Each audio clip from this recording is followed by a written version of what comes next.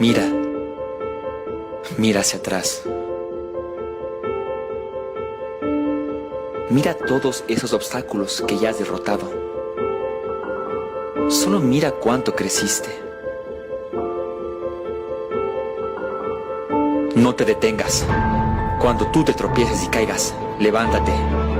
Plantéate objetivos. Construye tus planes. Hazlo con confianza. Ve en tu interior. Aprende a escuchar el corazón. Analiza tus propias acciones. Sé claro en tus sentimientos.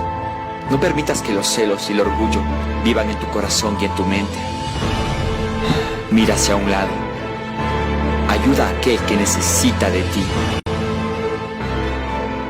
Presta atención a las personas que están a tu alrededor. Mira hacia abajo. No te pares sobre los demás.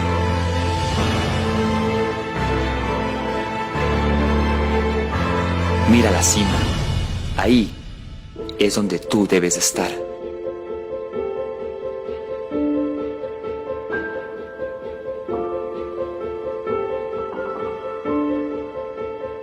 Mira hacia adelante.